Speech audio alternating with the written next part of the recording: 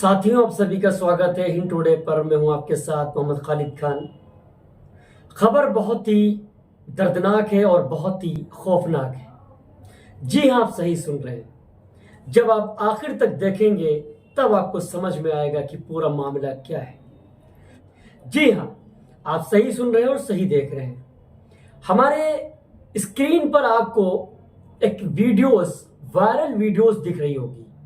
वो जो वीडियो है वो इटावा के बकेवर थाने क्षेत्र का बताया जा रहा है, वो भी एक पुलिस चौकी का। अब आपको बता दें, अभी ये कंफर्म नहीं हुआ है कि वो जो वीडियो है कितनी तारीख की है, लेकिन एक चीज तो साफ तौर पर उसमें दिखाई पड़ रही है कि एक दरोगा साहब एक लाचार, एक बेबस इंसान को कितनी बेरहमी से पीट रहे हैं, कितनी बेदर्दी से पट्टों से पीट रहे हैं। अगर वहां के लोगों की मानी जाए या अगर आप उसमें अगर दरोगा जी की बेल्टों की अगर गिनती कर सके तो आप कर लीजिए। जी हाँ, किसी का कहना है कि 6 सेकंड में 10 पट्टे मारे गए, किसी का कहना है कि 5 सेकंड में 8 पट्टे मारे गए और जूते भी मारे गए। ये जो आप तस्वीर देख रहे हैं, ये किसी जानवर को नहीं पीटा जा रहा है, ये एक इंसान को पीटा जा रहा है। किसी के लड़के को पीटा जा रहा है, किसी के बाप को पीटा जा रहा है। ये वही उत्तर प्रदेश पुलिस है जो कहती है कि हम 15 मिनट में सुरक्षा देंगे। जी हाँ, बात सही है। कुछ पुलिस अधिकारियों के चक्कर में न जाने कितने पुलिस अधिकारियों के ऊपर कलंक लगते हैं और चीजें सामने आती हैं। हमें लगता है कि अगर जिलों के अंदर अगर तेज तर्रार कप्तान ना हो, वहां के सीओ ना हो, तो ये थाने के जो इंस्पेक्टर होते हैं, मैं सबकी बात नहीं कर रहा, माफ कीजिएगा, जो कुछ थाने के इंस्पेक्टर हैं या सब इंस्पेक्टर हैं, जब आप इनके पास जाते हैं तो ऐसा लगता है कि अपने आप में कप्तान बन जाते हैं। जब ये बात करते हैं तो आपके अंदर खौफ डालने की कोशिश करते हैं। जब ये आपसे बात करते हैं तो हमेशा ऊंची आवाज में बात करते हैं। आप जब किसी बड़े अधिकारी के सामने मिलने के लिए जाते हैं, किसी कप्तान से मिलने जाते हैं या किसी आईजी डीआईजी से मिलने जाते हैं या सीओ से मिलने जाते हैं, तब ऐसा लगता है कि वाकई में मैं किसी पुलिस अधिकारी से मिल रहा हूं, मैं अपनी पूरी बात रख रहा हूं। कभी पुलिस कस्टडी में मोहित पांडे की इसी लखनऊ के अंदर हत्या हो जाती है और पूरे थाने को सस्पेंड कर दिया जाता है। तो कभी इटावा के अंदर बकेवर थाना क्षेत्र के अंदर एक युवक को पीटा जा रहा और पूरी तरीके से वो लाचार है, बेबस है, ऐसा लगता है कि अभी उसका दम निकल जाएगा। उसने अपने बदन को ढीला कर दिया। या मैं नहीं कह रहा, ये तस्वीरें बयां कर रही हैं। अब आपको बता दें, बहरहाल इस बात को संज्ञान में लेते हुए जो इटावा के एसएसपी हैं संजय कुमार वर्मा ने फिलहाल के लिए उस दरोगा को सस्पेंड कर दिया है। लेकिन यहां पर सवाल यह है कि क्या वर्दी के नशे में, वर्दी के जोम में क्या किसी को दिखाई नहीं पड़ता, या किसी गरीब का दर्द दिखाई नहीं पड़ता, या कभी कोई पीड़िता अगर थाने जाती है तो उससे किस तरह बात होती है, वो सबके सामने है, वो चीजें छिपी नहीं है। जी हाँ, थानों के अंदर ठंडा पानी जरूर पिलाया जाता, थानों के अंदर बैठने के लिए कुर्सी जरूर मिलती, लेकिन कुछ थानों के अंदर जो कुछ पुलिस अधिकारी हैं, जैसे कुछ दरोगा हो गए, सिपाही हो गए, इंस्पेक्टर हो गए, उनका रवैया किसी से छिपा नहीं है। जब बात करते हैं तो लगता है कि कप्तान साहब उनसे नीचे हैं। जब बात करने का अंदाज होता है तो लगता है कि अभी तुरंत सब कुछ, सारा जजमेंट यहीं से हो जाएगा।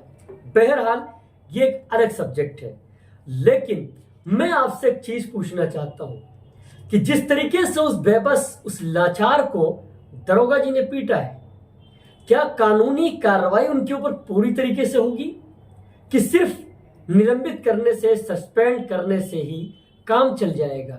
ये कोई नई बात नहीं है। कभी किसी को पट्टे से मार मार कर उसकी पीठ को काली कर दिया जाता है, तो कभी पुलिस कस्टडी में मार दिया जाता है, तो कभी उसका फर्जी इनकाउंटर कर दिया जाता है। इसके ऊपर भी उत्तर प्रदेश के पूर्व मुख्यमंत्री अखिलेश यादव ने कहा था कि उत्तर प्रदेश के अंदर काफी फेक इनकाउंटर हुए। इसके ऊपर MIM chief barrister Asaduddin Owaisi ने भी कहा था कि लगभग 200 फेक इनकाउंटर हुए। इसके ऊपर बसपा सुप्रीमो मायावती ने भी कहा था कि न जाने कितने फेक इनकाउंटर हुए।